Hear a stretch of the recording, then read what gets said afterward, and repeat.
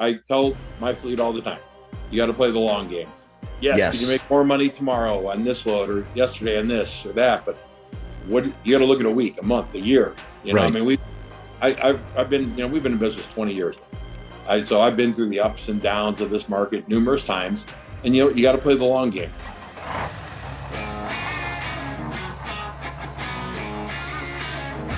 Welcome to the State of the Industry podcast with John Elliott, a third-generation transportation professional, immediate past chairman of the Truckload Carriers Association, vice president of the American Trucking Associations, and founder and CEO of Load One. And me, your host, Brandon Baxter. We've spent more than 2 decades in the industry. We've experienced driver shortages, truck shortages, recessions, financial constraints, technological advancements, and legislation. Yeah, we've seen it all. This is trucking news for the drivers and professionals on the ground. This is opinion and insight from the inside. This is the State of the Industry podcast. Welcome to the State of the Industry podcast with John Elliott. I'm your host, Brandon Baxter. As you know, this is a monthly series that's dedicated to discussions pertaining to the trucking industry, and it features commentary by the CEO of Load One and recent TCA chairman, John Elliott. John, did I say that right? Yes, you did. All right, very good. Just wrapped up about a week ago. So I'm excellent. Now the immediate past chairman.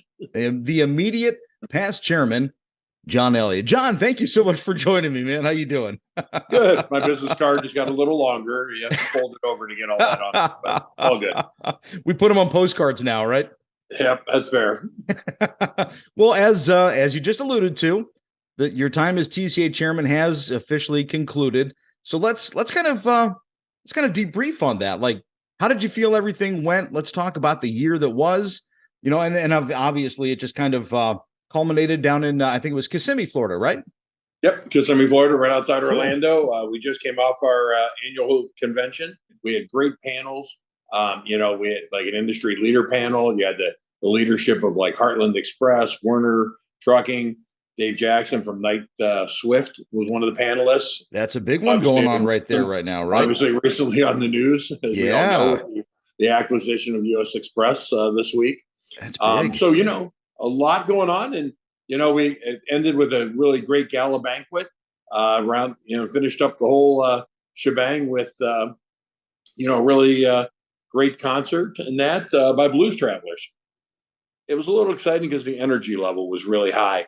And I was a little concerned, Brandon, with the economy, especially the last few weeks. Right. It's got a little more scary. The trucking industry is, taken a little bit of a murky turn over the last few months with freight volumes dropping and that. So I wasn't sure what the energy was going to be. And it was still extremely high, extremely positive. I think people are seeing a longer view of this and thinking that this is more of just a short-term storm. Really, if I look at like the lifespan of being an officer, it was like 7 years to become chairman. It feels like that was like a lifetime. Right. But then, when you took that seat, that year went by in a blink of an eye. And that, but it was a very interesting year. With COVID, the economy going up and down, interest rates, business going from an all-time high to slowing dramatically down. Right. There was just a lot of factors in play. But I came out of it with a really good feeling. I feel as an organization, we really moved forward this year, both internally in the organization and externally. The amount of time we got to spend up on Capitol Hill with our lawmakers and with our policymakers. I met with Robin Hutchinson, the head of the FMCSA. She was down at TCA at our annual conference. We got to sit down with her and introduce her to the Drivers of the Year award winners. And, awesome. Got some time for her to be able to spend with them and understand their issues and what they loved about driving, what were their challenges out there. And, so that she could hear it firsthand from them. But, working with FMCSA and DOT on policies and trying to help educate and guide, because a lot of it is you call it lobbying, but a lot of it isn't that you need to lobby so much as, these people need perspective. They need to understand the views. They need to understand, it's a little bit of education and giving them facts and data to be able to go forward with. And I really think TCA is helping to drive that and do that. Things like truck parking. Yes. Pretty excited. We've got that, my fingers crossed, moving forward again through some appropriation. So we're going to see what happens there. But I think that one may get across the finish line here shortly. So, I take a lot of pride because that was a priority under my tenure and and the organization as a whole. We joined, with some other organizations to help fight this independent contractor battle. I mean, this AB5 and independent contractor thing is bad. It's very bad. I mean, most every trucking company I know started with one truck and one driver. Right. I mean, that's how my grandfather, I'm a third generation. He came out of the coal mine. He became a driver, got his first truck. And that started now, when I watch my daughter or family members, below me go into the business. That's a fourth generation. And all that started off really the independent contractor and that. And, to turn around and attack that's to me a fundamental basic of the American dream. So, government needs to stay out of that and let that be. What's the latest with that? If you don't mind me jumping in for a second, John, like what can you share, or do you know what's kind of that's a back and forth. We're fighting in California. That's gone back and forth. Some other states have bubbled up. I think a lot of them are really waiting to see what happens in California. Of course, it's a lot like Rhode Island when they tried to do truck only tolls. Right. A lot of 8 or 9 states had plans on the table, waiting to see what happened with the Rhode Island Supreme Court. And in trucking, we won that. The ATA and TCA, we won that fight during my year, and or the accumulation of the win. Mm-hmm. And so those other states backed off, and it's the same thing with AB5 or independent contractor status. Department of Labor has gone back and forth. The Biden administration has tried to put some rules back in. We'll see how that plays out. Right. I think it's a lot more devastating than they realize, especially in an economy that's incredibly fragile. Right. Right now. It is even more so not the time to be messing with things. But again, that's a fundamental building block of the economy that shouldn't be touched. And it's solely for political reasons. You've got that. The other big thing I think we're looking at right now, or looming issue, is emission standards. We have, I mean, vehicles are federally regulated, and that's the way it should be. You can't have every individual state come up with their own emission regulations, or how would Ford or Freightliner or Detroit Diesel or Cummins or Caterpillar, anyone, be able to produce a vehicle? Wouldn't be able to. Wouldn't be possible. Yeah, you had to comply to 50 different standards. Yeah. And that's why we have a federal environmental regulation department, the EPA. The EPA is somehow, and the federal government is ceded power to California and that in CARB. And, California is moving forward with standards and that. Right. And, they're not very good rules. And on top of the questionability of the rules is the time frame that they're putting on those rules. Okay. So, TCA is a founding member, along with the ATA, the Engine Manufacturing Association, and the Automotive Truck Dealers Association, to the Clean Freight Coalition. And we're going to work together as a unified voice to help educate lawmakers on the situation and the public and understand. I mean, 66, I think it's 60 trucks today put out the emissions that one truck did in 1988. So, as an industry, progress has been made. We've made huge progress. Sure. And we're committed to keep going forward. We're not saying no, but what we're saying is there has to be a realistic time frame. You can't do it in 4 years, 5 years. Right. The technology is not there. We would have another time like back in, 2012 or 2013, when we brought DEF in, and some other solutions. Right. It was not good for the industry. We had a big pre-buy surge, and then, the new technology came in, and like a lot of new technologies, some did not work at all. I mean, the Cummins had their issues, and different engine manufacturers. Certain technologies did not play out. Even the ones that did eventually stay and work had a lot of problems. They had a lot of bugs to work out. Well, it added a lot of cost to the equipment. It hurt the reliability of the equipment. Terrible resale on that equipment. So it wasn't good for the companies. It wasn't good for owner operators. Yeah, and it wasn't, in the end, it wasn't good for the supply chain because of the unreliability of the equipment. And And then, like you said, you're hurting resale value, you're hurting uptime. If trucks are down, you need more trucks. Supply chain is good. It's just, again, I think the point is, we're behind the idea to continue to improve and continue to help the environment, but we have to do it in a logical time frame. And trucks are, you can't just plug them in tomorrow. There's not a battery solution for this. We're going to have to find some logical bridges, whether it be hydrogen or other solutions to get us across the finish line. But you can't just say we're going to outlaw the combustion engine in 4 years arbitrarily when you don't have a replacement. A lot of people are familiar with NATME. NATME does the certifications in our industry, like your certified safety professionals and things like that. That is actually a wholly owned sister company of TCA, and you're going to see a lot more things come out over this next year as we look to expand certification and training and education for our industry and bring more value to both NATME members and the TCA members. So we're pretty excited about that, among a lot of other things. But again, I think the first step is really education. Yeah. Lobbying is a little bit of a push.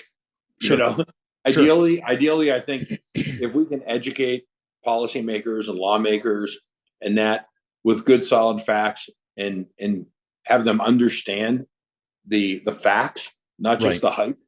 It's easy to talk about the hype and what's great on the news or what sounds great on a PowerPoint. But when you talk about the realities of it and the real impacts and how it's going to affect drivers or the industry or the whole supply chain and ultimately consumers on that, well, that's what they need to know, and that's what they want to hear. And a lot of times, you don't have to lobby or push. They're going to make logical decisions because they have the facts. And a lot of times they just got hit from the other side, let's say an environmental group or things like that, who have one goal, one objective, and don't care about the ramifications at the end of the day. They don't care what happens to supply chain. They don't care what happens to the consumer or what the costs of certain things are. They have a goal. They want their goal. They push for their goal, and that's it. Again, we're not essentially opposed to the goal, but it's got to be a realistic goal. It's got to be a realistic time frame. It has to make sense. Something that can be done. We went from a very hot market for the last 2-3 years. The nicest term I could use is a normalization, but I think this is more than a normalization. Okay. We've seen a pretty across the industry, talking to people and looking at other companies and carriers, they've seen some pretty dramatic, not only declines in load counts, but even more so than that is the revenue per mile, or the revenue and the rates have just plummeted. And it's not just Expedite. I mean, you're seeing it ocean containers, air freights, air charter. I mean, across the board, freight is just taking a pretty dramatic swing here at the end of the fourth quarter. And I wish I had all the answers. I do think part of it is a normalization. Okay. I think we're going back to pre-COVID, where first quarter was the lowest, second quarter was better, third quarter was best, or the better yet, and then fourth was the best quarter of the year. Right. And I think that's what we're starting to see as supply chain kind of smooths out. Inventory from overseas is a little bit more regular now, and things like that. People aren't ordering stuff, a year in advance, hoping to get something. And then I think the other big factor is, the stock market and with the Feds, continuing to raise interest rates, trying to cull inflation and pull it back. Well, those interest rates are stymieing companies. I mean, they're not. Yeah, it's not good for any business. So I think it's hurting a lot of businesses. I think a lot of businesses are pulling back. A lot of businesses are struggling with, combining inflation costs with the interest rate hikes. And that, I mean, just today we got another quarter point. Possibly the last one. They say maybe one more, this year. But again, I mean, this is the largest swing we've seen, I think, in roughly 15, 16 years, of the Fed. So again, it's a dramatic expense to a lot of carriers. I mean, that moves your borrowing expense dramatically. The carrying costs of carrying, receivables and fuel receivables and your owner operators. I mean, you're paying them every week. You're not getting paid say, for 30, 60, 90 days sometimes. So the cost of just doing, this, if everyone was doing the same business they were doing the last year, a carrier does, let's say 10 million in sales, their interest carrying costs may be $50,000 more this year. I mean, it's really, I mean, it's real. It's a real number, maybe closer to 100. I mean, it adds up. And it's direct off the bottom line. It's money that's not spent on buying new equipment or employees or benefits or wages or any of that. It's just the direct mystery money that goes out to pay for interest. The pipeline is still quite a bit out there. Okay. Trailers seem to have gotten a little better. You don't have to wait quite as long on trailers. Okay. Trucks are still, you want a new truck, and it's 9 months to a year if you can get it. So that's out there. I think, and honestly, you got to be a fleet to really get a spot. To be an owner operator and say, I want to go buy a truck, that's hard. You're not going to get to order one, most likely. You're most likely, if you have any luck, you're going to get one off the lot. Okay. And honestly, dealers they don't have much inventory on lots, especially brand new, because if they've got a slot, it's going to one of their fleet customers who's committed. A lot of us place orders, and honestly, we're seeing, we're a decent sized, customer. Sure. The big truck manufacturers are my customers. So we have a very strong relationship. I'm going to get probably half of my allocation for trucks that I've ordered and want this year. And that, so, it's challenging. Now that's probably a good thing in one hand, because it's not letting supply overexpand, which would be very detrimental right now. That makes sense. Demand situation, because again, a lot of carriers are suffering hard. I think, especially in Expedite, I think one of the biggest struggles that we're seeing, talking to a lot of carriers, and a lot of carriers do a lot of business for us.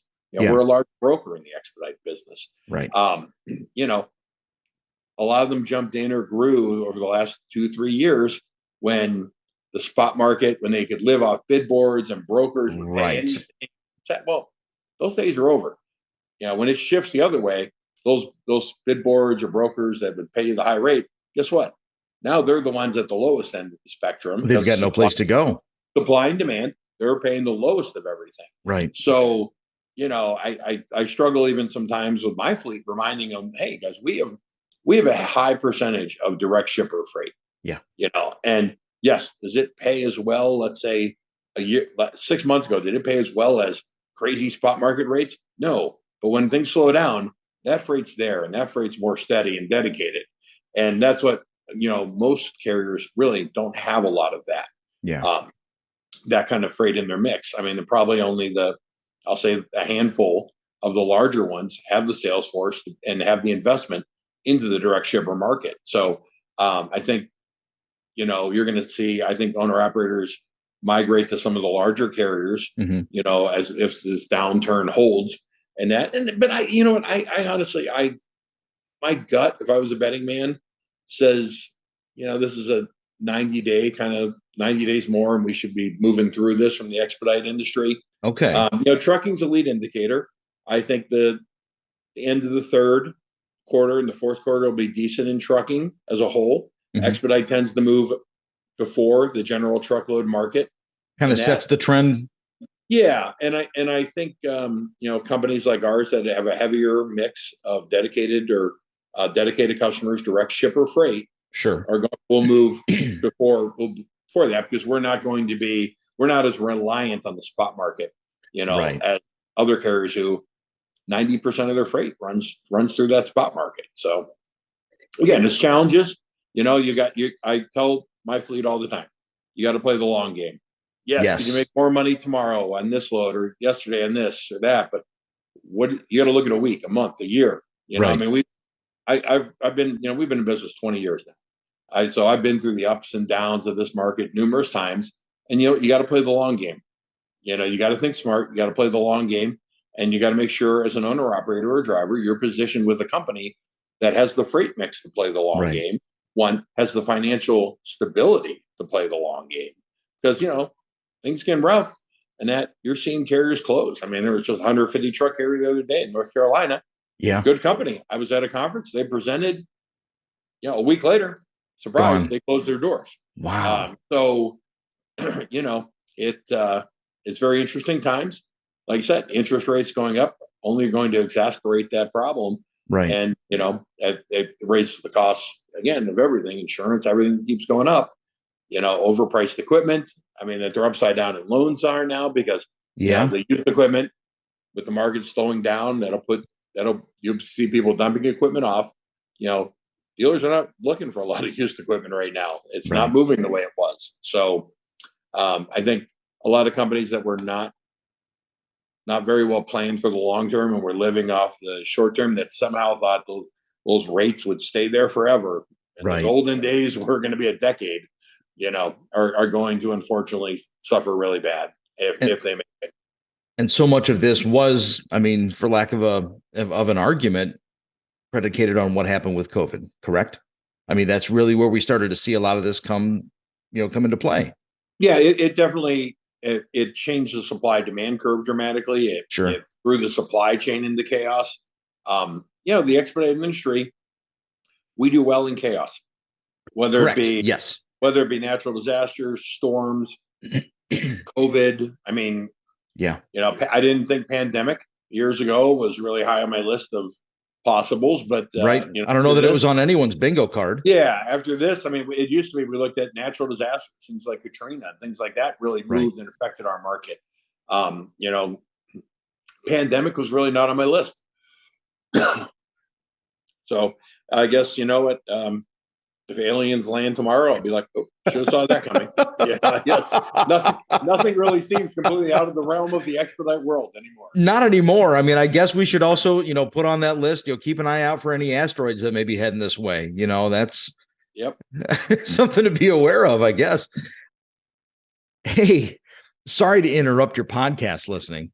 Okay, actually, I'm not sorry. I honestly wanted to interrupt for just a couple moments and talk to you about John Elliott and Load One. Okay, look, John and I have known each other for years. We've worked together in some capacity over that frame of time, but honestly, right now, having the opportunity to host this podcast with him has been fantastic. And what's fantastic for you, the driver, the owner-operator, is an opportunity at Load One. That's right. This is an ad spot for Load One. They're currently recruiting for owner-operators. So if you've got a straight truck, you've got a tractor, you are a team, maybe you've got a sprinter, you want to run expedite, you want to run truckload, get in now. Get in while the getting's good here, because Load One's got great benefits that they offer you. Layover pay, paid moves. They've got a wonderful driver's lounge tailored specifically to the driver, and all you have to do is go to their website. It's load1.com. That's load, the number 1.com. Or you can apply directly at Expeditors Online or go to justcdljobs.com. They've got their stuff plastered all over there. You click on the link, you fill out the application, and I promise you, driving with Load One is going to be the best decision that you've ever made. All right, now back to the podcast. We invested heavy in Bystar Bed and technology. To really try to digitally transform the company and to be the leader in the time critical space. And I think we've, knock on wood, I think we've done it, or we're the leader. Some may argue that, but I'll argue it back. A couple of recent things, our driver app has been a big thing for a couple of years now, and we continue to enhance that. We recently brought out a version for our fleet owners so that they could see the data on their trucks and watch what their fleet was doing all real time, from a phone. They have to love that. Yeah, it's I can't imagine trying to take it away from them. It'd be like a child taking a Christmas toy. Enthusiastic would be an understatement. Awesome. So that's been a great tool. And again, you're giving people data and you're giving people actionable data to manage their businesses.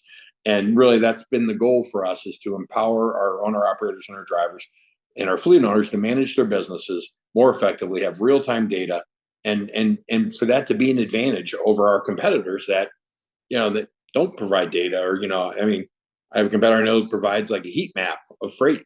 Well, here's last month's heat map. I mean, ours is real time. It's live. I mean, it's yesterday, it's today. You sort it, dice it, slice it. What happened last month is not really relevant to me, and it shouldn't be to anyone in this industry at this point in the world and technology. But if you got data to go off of, if you've got some sort of numbers that can help you, you can manage. I think good or bad. And you know what? Sometimes managing through a storm, that data is even more important. We just launched earlier this week our own proprietary load board. Really? That, with some. I mean, so far the reviews have been three thumbs up, from our carriers with some of the features and the accessibility and the ease of use and that. And again, our goal is to be able to take care of our customers, provide coverage faster. If we're not able to do it, I mean, we have one of the two largest expedite fleets in the country at this point. Right. And if we're not able to handle it in-house, we need to protect that freight and cover it for our customer, Sure. So that way it's always there for our fleet. I mean, our fleet is always coming. We always move. We don't, some companies optimize their freight, right, and they will choose whether to put it on their truck or to broker it. What is the most advantageous for the carrier? Sure. We do not. That our freight goes to the fleet first. Yeah. And it gets outsourced second. We do that to protect our fleet. Our fleet should be first. They've got our name on the side of the vehicles and their livelihood, and that should be directly tied to ours. Unlike some carriers who, again, I'm not, everyone. No, but I understand. I mean, it's true. It exists. Their own business model. If they optimizing is more profitable for them, sure, I can understand that from a business sense. I just choosing that's not the route Load One will go. We got truck show season right upon us. I mean, as at this time that we're recording next week, we're going to be in Louisville, Kentucky for the Mid-America Trucking Show. Talk a little bit about what you're looking forward to this year. Truck shows. Just how can you not look forward to those? A lot of history at those things, but ain't that the truth?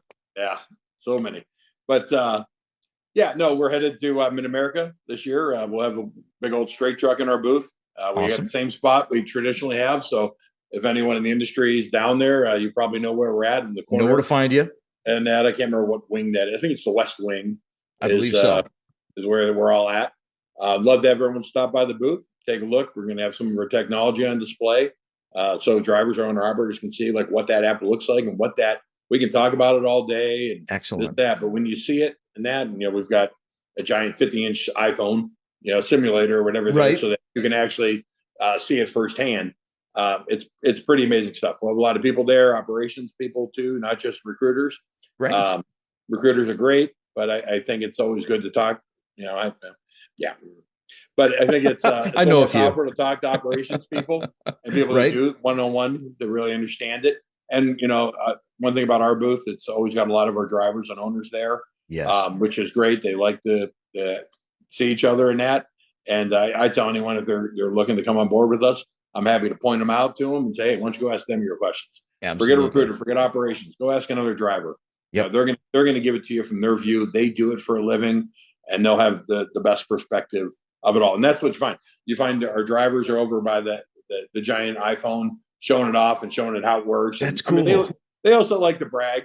Sometimes they're like, we don't want more trucks because they think that's going to be bad. Right.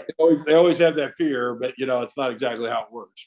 But more trucks lets us go after more customers, and that gives more freight diversity, and that and the more loads, the more trucks you have, that's more combinations, that reduces empty miles.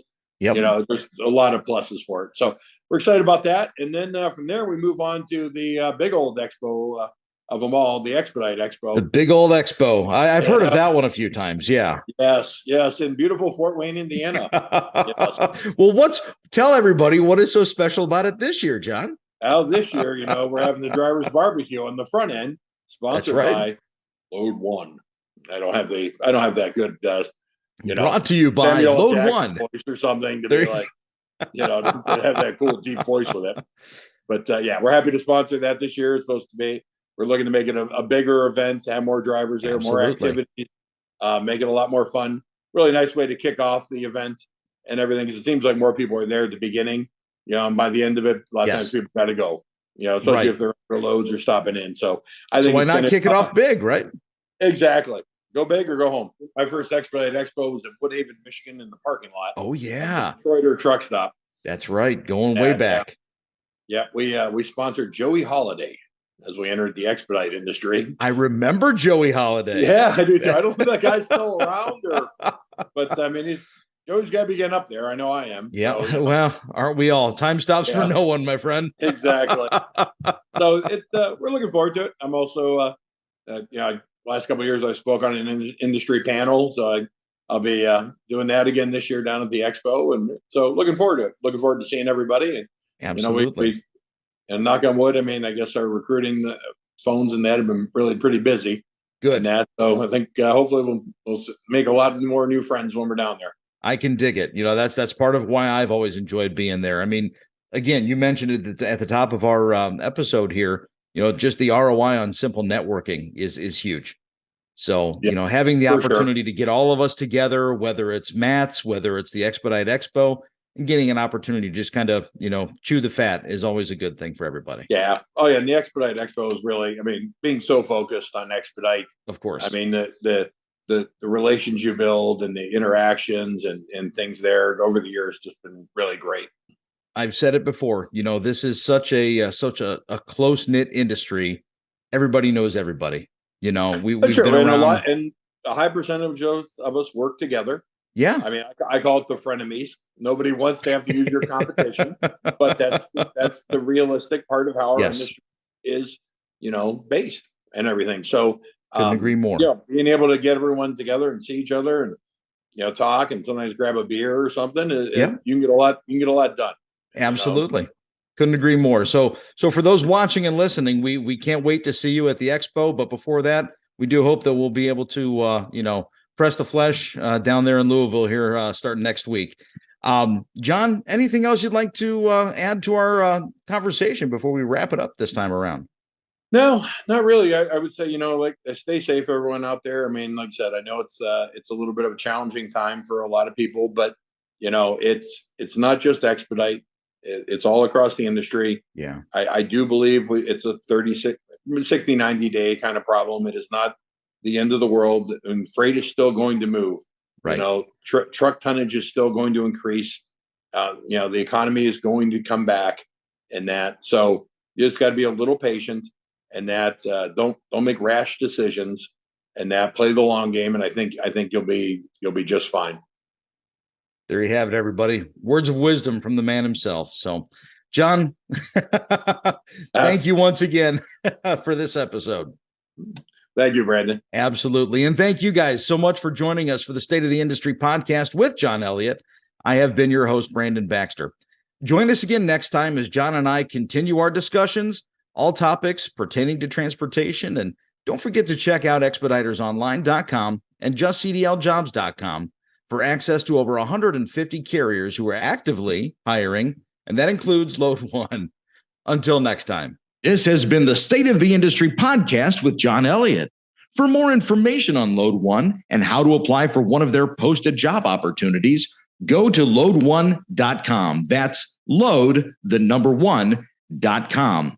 And as always, be sure to check out our show notes for more information regarding Load One, Expeditors Online, justcdljobs.com, and any other tidbits that were mentioned during our show. Until next time.